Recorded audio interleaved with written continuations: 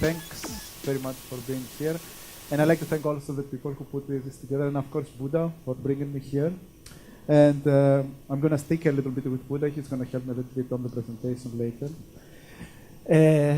It's very, very nice to have such a big audience, a full room on a discussion about money, but I have to say I need this. All right. Yes. Okay. So I have to say that this would probably not be the case 5 years ago. I think one of the main things that the financial crisis changed in our perception is our understanding of the importance on money. And I guess, just going back to the theme of the conference, what's the matter with money, my initial response and what I'm going to try to argue here is that money has become way too important, way too big, and has somehow infected our way of thinking in very unexpected and very damaging ways. So if one sees the situation in the last, let's say, 20, 30 years, we see a progressive dominance of financial speculation over the real economy. But that's not the only centrality of money, so to say. We see that money is the instrument that realizes the global economy of unequal exchange. So if one thinks about the situation in Greece now, he will understand my point. Also, money has become a ritual of initiation to the ideology of the market that somehow conditions our social relationships and our understanding on behavior on a day-to-day basis. And also, money has become the instrument that regulates biopolitics, and this has to do much more with production and consumption. This is something that I'm going to talk a bit later. In my talk, I've described money as an image and as a language, and I think here is also the... Can you hear me? Yeah, okay. The people are waving on the back, so I was just worried. So one of the main characteristics of money is that it can reduce the properties of objects and relationships in the absolute quantity of economic value.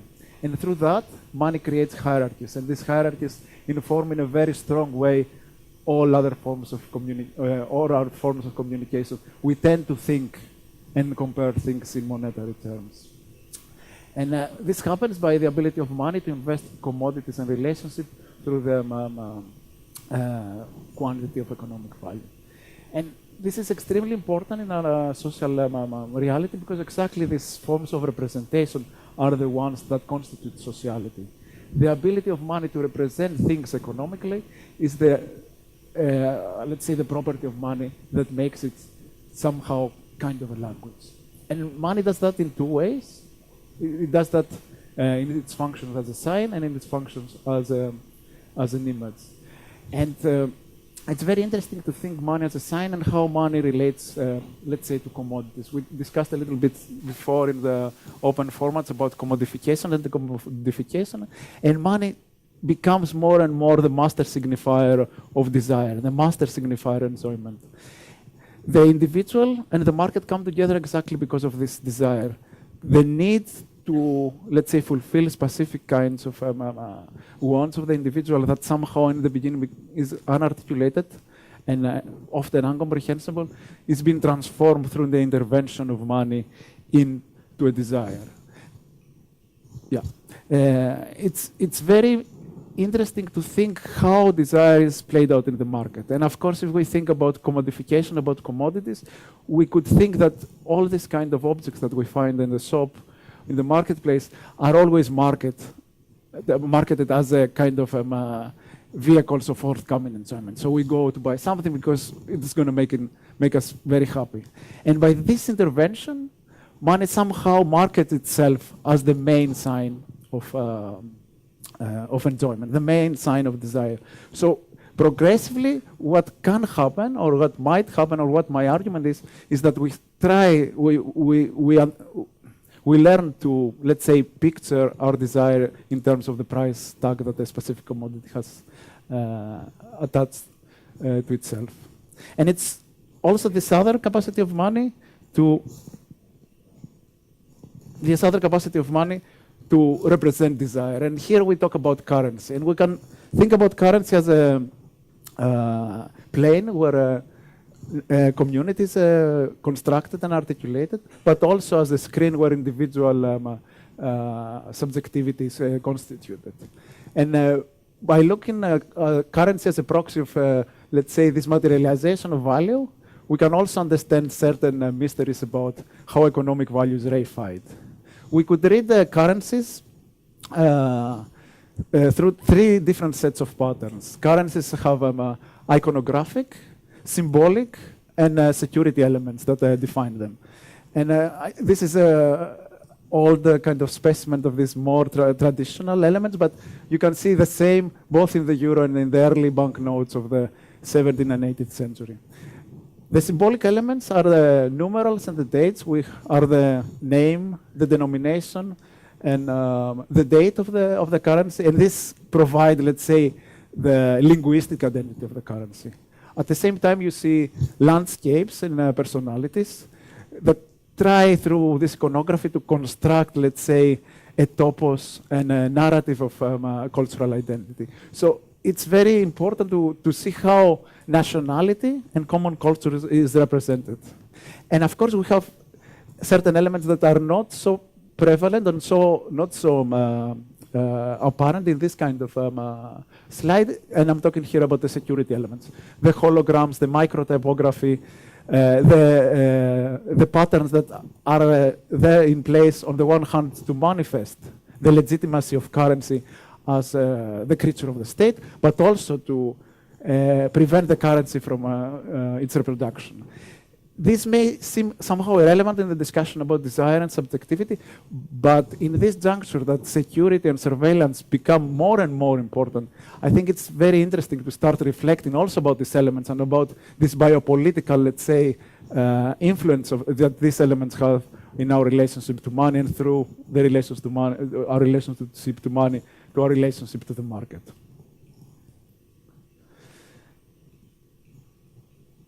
Yes. Excuse me. So Benedict Anderson, one of the most famous political theorists of the 20th century, talked about imagined communities. And by using this term, he tried to analyze, let's say, the process where by the constitution of a specific nationality is processed. And by imagined, Anderson didn't really suggest that the state or the nation is something that is not there, something that don't exist, but more or less that our relationship to the state is not a relationship that is, let's say, organized through a physical interaction. It's symbols like money, as I've been arguing, that somehow condition our relationship to the state by orienting our perception, our imagination towards a specific narrative of nationality, towards a specific topography, towards a specific array of places and persons that somehow represent what is to be Greek, what is to be European, what is to be Belgian in an everyday participation in the market. And I think it's a very important point of coming together of the national identity and the economic power very much in the representation of currency. And here I would turn to a different kind of trope in order to understand money. Here is kind of a mirror image of a dollar that where the symbol, the glyph of the dollar is somehow integrated in the mirror surface. And through that, I'm going to try to suggest how we tend to project our subjectivity through money to the society. How we can try to recognize ourselves as members of the society through the rituals of exchange, production, that are regulated by money. So there are two important instances of subjectivation in the market, and of course everybody will think about consumption and production. And in both cases, money intervenes as a signifier of forthcoming enjoyment.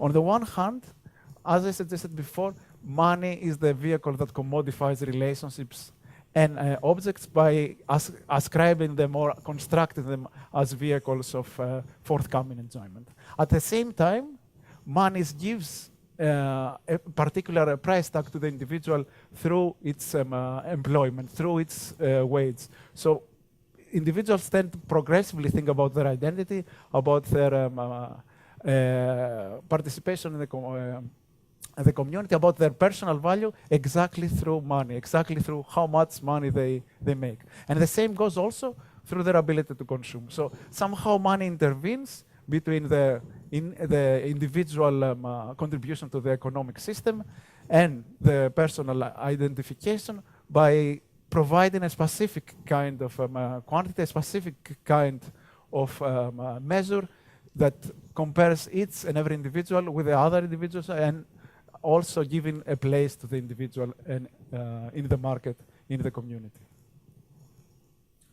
So, initially I talked a little bit and I thanked Buddha, and somehow I think Buddha will be also the way out of this kind of dismal situation where money defines everything, when money becomes the language that defines our community, our subjectivity, our participation in the society.